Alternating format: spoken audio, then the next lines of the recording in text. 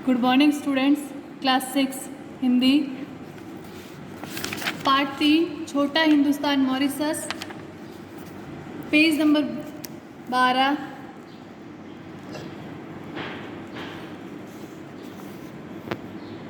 वहाँ जो कुछ देखा उसे मन जन्म भर कभी नहीं भूलेगा। कोई 7-8 से लेटे हुए या सोए हुए थे और उन्हें घेर कर 8-10 मोटरें खड़ी हुई थी। उन्होंने मॉरिशस में जो भी देखा लेखक ने, तो वो बोल रहा है मैं अपने जन्म में ज़िंदगी में कभी नहीं भूल सकता, क्योंकि वहाँ जो पार्क के अंदर वो गए तो 7-8 जो शेर थे वो सोए हुए थे और 10-8 मोटरें वहाँ पे गाड़ियाँ खड़ी थी उनको घेरे हुए। तुर्रा यह कि सिंहों को जानने की कोई इच्छा नहीं थी कि हमें देखने को आने वाले लोग कौन हैं। हालांकि ये था कि ऐसे शेरों को इच्छा नहीं थी कि किसी को देखने की, जानने की, हमको लोग जो देखने आने वाले वो कौन है। मोटरों में शीशे चढ़ाकर उनके भीतर बैठे लोगों की और सिंहों ने कभी दृष्टिपात नहीं किया, मानो हम लोग तुच्छ हो और उनकी नज़र में आने के योग्य बिल्कुल नहीं हो। सिंहों को ऐसे उनको देखने की कोई इच्छा नहीं थी। उन्होंने एक बार भी अपनी ऐसे शेरों ने अपनी नज़र ऊंची करके नहीं देखी कि भाई मोटर में बैठने वाले लोग कौन है।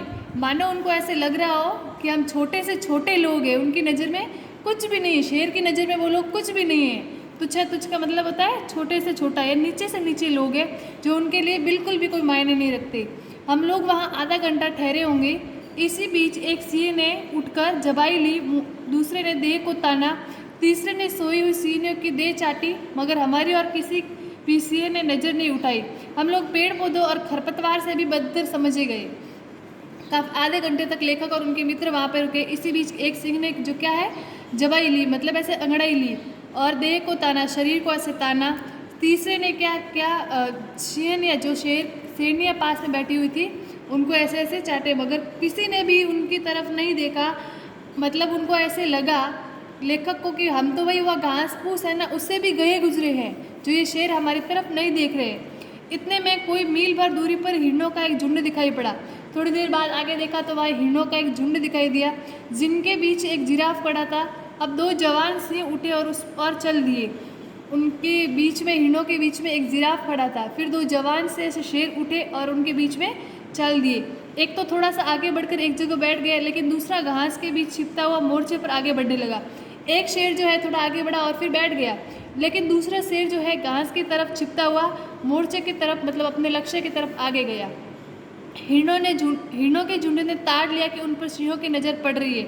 हिरणों को पता चल गया कि शेर जो है उन पर शिकार करने वाले हैं, अतः वे चरना भूलकर चौकन्ने हो गए उठे।